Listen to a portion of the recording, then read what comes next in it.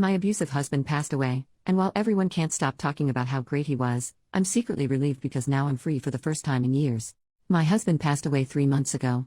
He abused me financially, mentally, and even physically. When I got pregnant, he convinced me to quit my job, saying that he would take care of me. I could never buy anything again without asking his permission. I couldn't even buy a cream without asking his permission, and he decided if I could or not. Even months ago, when I had a little money of my own, I had to ask him for permission to buy something. What was mine was his and his was his. But I stayed there because I still loved him and I didn't have a place to go. I had too low of self-esteem and let myself be stepped on. When I stopped loving him, he had already had his first affair. He made me believe that I was to blame for the affair because I didn't want to make love for months after my birth. That left me torn, and I had to receive stitches. I was already planning my exit and saving money little by little while I was working selling things from home, since he wouldn't let me work outside because he was very jealous. I wanted to pay for a lawyer. He was having another affair with a friend of his, which luckily kept him busier, and I didn't care anymore that he didn't pay attention to me. I wanted him to stay as far away as possible. I knew that man and he knew me. I could have made a big fuss, but I didn't. I kept quiet, planning my way out while he and that man slept together in secret. I only felt disgusted by my husband, nothing more. But my husband died in a way I never would have expected. He is now a martyr. When someone dies, all the sins of that person disappear. Because that's what even my family thinks. Those who knew about his affair and how he manipulated me are now talking about how good of a man he was, and we shouldn't insult someone who's dead. Everyone around me talks about how beautiful our relationship was. His family talks about what a great man he was and how he always focused on giving everything to me and our kid. His affair partner hugged me at the funeral, saying that my husband loved me. His friends told me what a great person he was. Everyone talks about how good he was and how he is now an angel in heaven. And I have to pretend to be sad. The day he died, I cried a lot, but not out of sadness. I cried with relief and I felt free. It would have taken me too many years to save to pay for lawyers with my little store without him realizing that I was keeping money in secret. He would have kept everything. He would have made my life hell, and I know it because he had told me so every time I stood up for myself. But now I have the house. I have everything. I have the monthly money for being a widow. I have my children totally with me. I have started with a psychologist. Everyone thinks that I do it to cope with my grief, but no, it is to overcome the abuse I suffered from him. It was really hard to pretend being sad in the funeral, but I did it for my child. I did it because now everything is over and I'm free. If I made a fuss, my ex-mother-in-law would have done something so that I wouldn't keep anything. They were just like him. But now I'm just a sad widow who needs help in their eyes, the silly widow who didn't know anything, but that's helping me to be free and have what I deserve. Edit, sorry for the bad English, I used the traductor for many parts. Also, we are not from an Islamic country and here same-sex couples can live and marry freely. He just cheated on me with a man like he cheated on me with a woman. I guess he was bisexual. Update 2 months later. It's been several weeks since I last posted, and I didn't expect my post to end up in other places. Honestly, I had totally forgotten that I posted here, but a few days ago the lover and friend of my ex-husband, I have started calling my deceased husband that way. I don't want him to be eternally tied to the idea that he is still my husband even after death. Death did me the favor of separating us, visited my house saying that he found my post.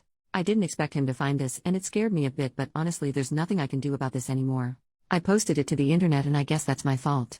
One of my sons let him in when I hadn't heard the doorbell, so I had no choice but to let him in to not make drama in front of my kids, and I wanted to know what he was going to say. Once alone he told me that he knows that I know about him and my husband having an affair because of the post he found on TikTok. He told me that my husband was not the best husband, but he was a great friend to everyone and a very hardworking man to everyone, that even his family misses him too much, and even though he had his mistakes in the past, that I should let go of the past and stop digging into it because we're all better off like that.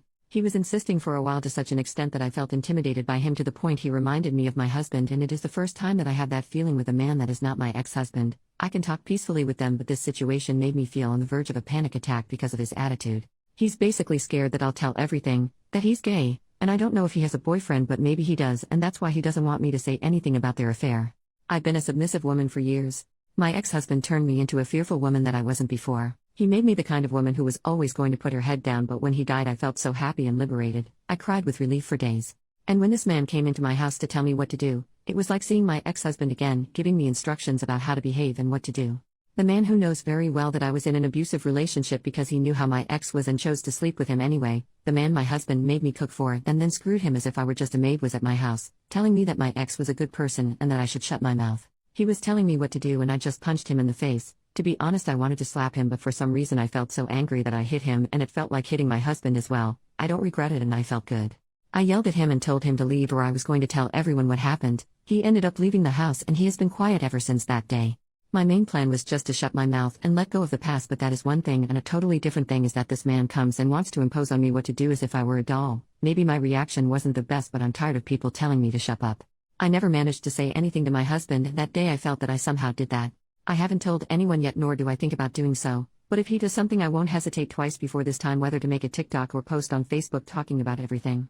With the issue of the house, with the economic crisis, I am not sure that anyone can afford what a house like this is worth, but for now I have focused on finally being able to get a better job in the future to be able to rent a house and be able to rent out this house. That could be a really good way to have money.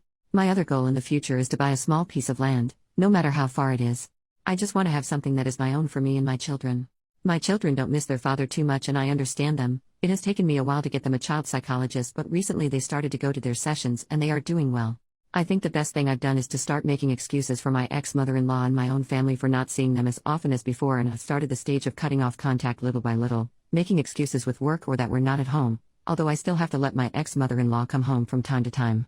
I think even my kids are happier when they see how much better my mood has been. I doubt that many people are interested in this, but thank you for the messages I received, although many do not understand that cultures and laws are different, and here buying a house or moving to the other side of a country in a month is impossible for many.